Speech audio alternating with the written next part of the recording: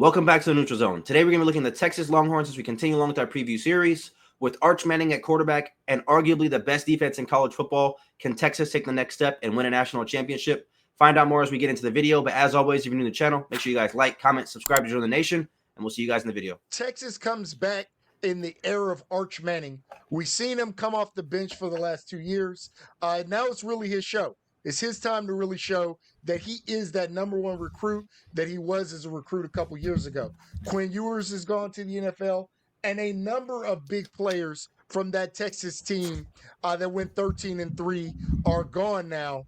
It is truly the Arch Manning era. They bring back a loaded team. Even though they're only returning 3 starters on offense, Texas, the number one recruiting team, I think this past year, again, depending on what service you looked at, Ryan Wingo. We know a lot of the names, Travion Wisner. This team is loaded, especially on that defense. This is going to be a very tough team. I know I've said on a couple of videos that I have Clemson as my national championship favorite. If Arch Manning is who we think he is, who we truly believe he is, this is another team that I expect to truly be in that national championship picture. My early pick would be Clemson, Texas in the national championship. I think this is a heck of a team. I think Arch Manning is going to be that dual threat guy that we've seen in spurts the past couple of years. And this defense is nasty. Steven, what's your thoughts on this Texas team? Well, so obviously we saw Texas and Clemson match up in the first round last season. I think Texas fans will say that they handled Clemson pretty well. And as a Clemson fan, I would agree with that. Although the score got close at the end, we were down by 2 to 3 possessions pretty much the entire game. We didn't have a running game at all with, our running backs being injured. And this Texas team was very good last season. Just by looking at their resume from last year, they had the 3-point loss in the SEC title game to Georgia. But which obviously that's a kind of a stain on your resume because you lost to them twice in a matter of 2.5 months, which sucks. And then you lost in the semifinal against Ohio State. But I think it was still a very good season. You're projected at ESPN to be the number one team in the country next year with the best possible record out of every team's projected, and then you have the highest chance to win the SEC. So I think that's all obviously big time for this Texas team and Steve Sarkisian. You recruited at a really high level. Just to kind of get into their roster makeup, obviously, like we said, we already talked about the recruiting class, number one recruiting class in the nation, 4 5-stars, a plethora of 4-stars as well. But they lost a lot. Texas lost a lot. And it's not that I don't think that this team can plug those pieces and kind of plug those leaking holes in the boat. Because I think they have the talent to do that. But I just think you lost a lot of veteran leadership. You lost Quinn Ewers, who's been in the college for forever. Makubu, who's a 4- or 5th-year senior transfer out of Clemson. Kelvin Banks was arguably the best offensive lineman in the country. Matthew Golden, first-round draft pick to Green Bay. Jaden Blue was your number one running back last year. I know there was a lot of uncertainty. Yeah, well, I know there was uncertainty in the running back room because there was so many good running backs between Baxter getting hurt early, and then Wisner, who came on strong throughout the year, and then Jaden Blue. But then you lose Alfred Collins as well. You lose Jedi Barron, who was a great kind of nickel guy / safety for them last season. So I just think you lose a lot. You do bring back a good amount as well. Arch Manning, obviously, he's the head of the snake here. Malik Muhammad's projected to be a first-round draft pick. Ryan Wingo, one of the most dynamic freshmen last year. CJ Baxter coming off of that, obviously, that injury last year. And then Wisner. I know we've said this about a few teams, with Notre Dame, with the Penn States. But this is one of the best running back duos in college football. And I feel like we've said that a couple of times. But based on what Wisner and Blue did to Clemson last year, I think Baxter is, if not better than both of them, as good as both of them. So I think that two-headed monster right there is going to be just as good. Arch Manning has some weapons at his disposal. But again, I think you lose a lot of veteran leadership. You do bring back Michael Taft out of the secondary. And I know that was a really big kind of returner, or I guess, keeping him, in the secondary is going to help them out when you lose a guy like Barron. But I think you lose a lot, and you're kind of relying on younger, inexperienced guys to play in the toughest conference in college football. So that's the only reason why I'm a little hesitant with saying how far this team can go. Obviously, this team is going to be a playoff team. I'd be shocked if this team wasn't a playoff team. This is pretty much a guaranteed playoff team. But I don't think this team can have the same sort of dominance they had last year outside of the 2 Georgia games. This season, because of everything they lost, was veteran leadership wise. I know a lot of people will say they wanted Arch Manning to play earlier because Quinn Ewers didn't look great. But at the end of the day, I think experience is your best tool at the college level. You see a lot of older quarterbacks perform better than younger quarterbacks just solely based off being there longer.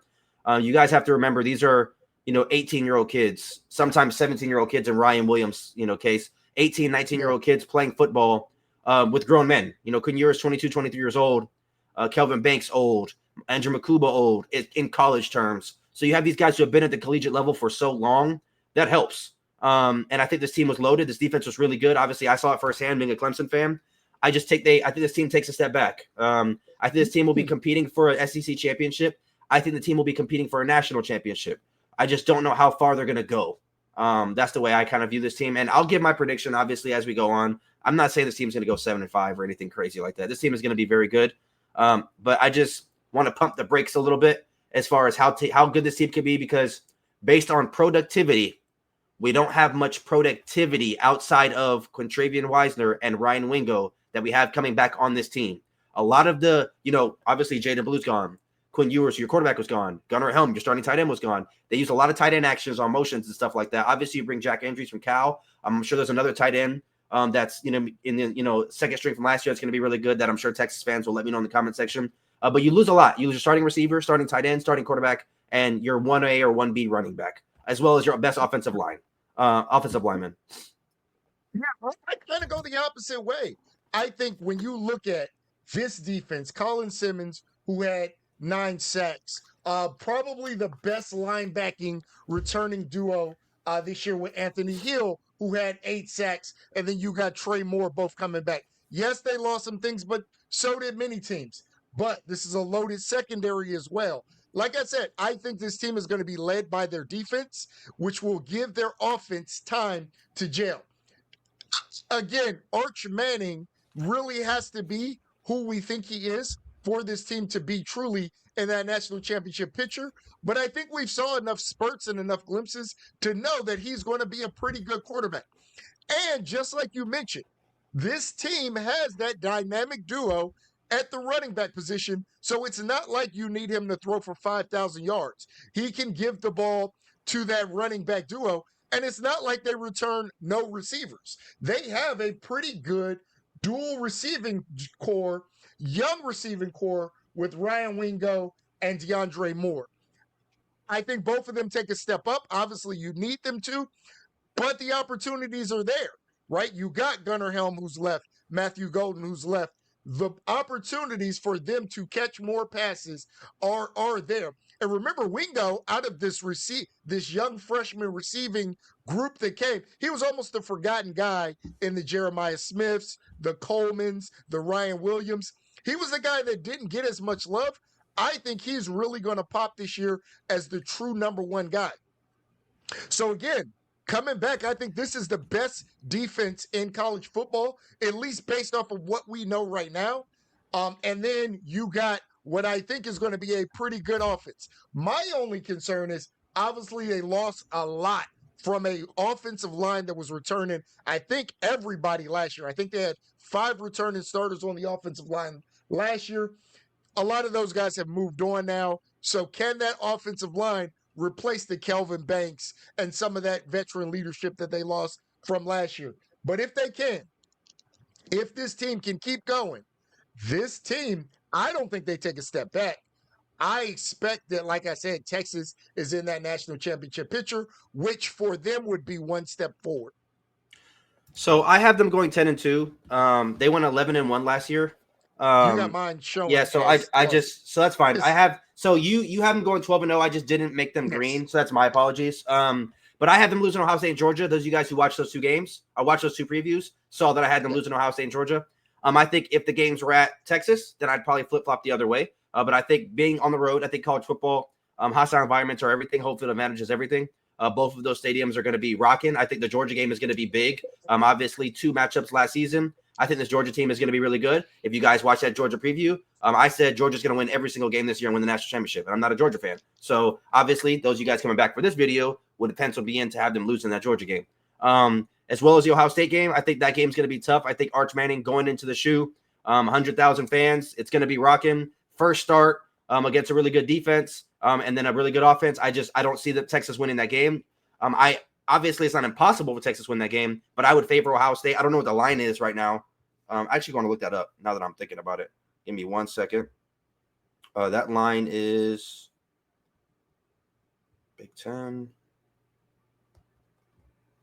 Ohio State is a 3-point favorite against Texas. So I can see Texas, winning that game, but I slightly favor Ohio State as well. But yeah, I mean, if this thing goes 10-2, which is a step back from last year. They won 11-1 last year with the only loss coming to Georgia. I still think the team's going to make the playoffs. I still think with the one loss in conference, you can make the SEC title game. And I think this team's still going to be competing for a national championship. I think you're right around, the 4 seed to 10, depending on what happens. But I mean, I don't know how they match up against a team like a Notre Dame, who has a superb defense coming back, a team like Ohio State, who's absolutely loaded, or even a team like Georgia, there's question marks, but we know what Kirby Smart's going to bring to the table. A team like Oregon, who there's question marks, but we know what they're doing and they're rising in Eugene. So I want to see what this team looks like at Ohio State. I think it's going to be a tell-all. Now, if they lose that game, I don't think it's the end of the world because they're on the road. But I mean, the Red River rivalry is going to be interesting. The Georgia game, the A&M game. So that's why I have their floor at 7-5. Ohio State, Oklahoma, Georgia, Florida, and A&M. Those are my 5 games where I could say I wouldn't be the end of the world if they lost because I could understand it. I mean, obviously they're ceiling at 12-0. So I go the opposite way. Obviously, I have them going 12-0. I'm an Ohio State fan, as many of you know. My thing in this game is Ohio State is also replacing a lot. But I think we have a little bit better known of a commodity at Arch Manning at quarterback than Julian Sayin. I think this Texas defense and Sark is really going to throw something at Julian Sayin that he did not see or has not seen yet. I think they will come into this game a step ahead just based on having so much returning on defense, really, than what Ohio State has. Again, I am an Ohio State fan. I hope deep down in my heart, I have them winning the national championship. But I think this game being that early, even though it is in the shoe, I think it still favors Texas just because they have a little bit better of known commodities, especially at that quarterback position and on defense. The Georgia game, if Texas loses 3 games in a row to Georgia, I think Sark is going to go mad. I think that is the game, even more than that Ohio State game, probably even more than Oklahoma next year, that they have circled and starred, and they're going to come out to get revenge for losing to that team, like Steven said, twice last year. To me, that game, especially being in Athens, is more of the toss-up than the Ohio State game because Georgia is a good team and they play very well at home. And that's going to be a tough nose in the trenches game. But I think Texas is going to have revenge on their mind. I think that's a game that they simply will not allow themselves to lose a third time to Georgia in 3 games. So that's how I got to 12-0. Yes, when you play in the SEC, I can name a bunch of these games as possible losses. My other 2 games that I have for their floor are the Florida game and the Texas A&M game. Again, I think that Florida team is going to be very good. I think that's going to be a really tough team. And Texas A&M, even though I think Texas is better than them, and I think there's a little distance between the talent level of these 2 teams, that's a rivalry game that we haven't seen in a while. And I think that Texas A&M is going to be excited to play that game. You guys remember there was some discussions or rumors that Texas A&M didn't want Texas to come to the SEC. So I think that is the who's the king of Texas game, and I think Texas A&M is going to make that game closer than maybe the experts or the spread will predict. But I think in the end, Texas will pull that off. Like I said, I think this is a national championship contending team. I think what they return on defense is nasty. And that running game gives Arch enough time to settle in at that quarterback position and really have them take off next year. Let us know in the comment section what you guys think about this Texas team. And as always, if you're new to the channel, make sure you guys like, comment, subscribe to join the nation, and we'll see you guys tomorrow. Peace out.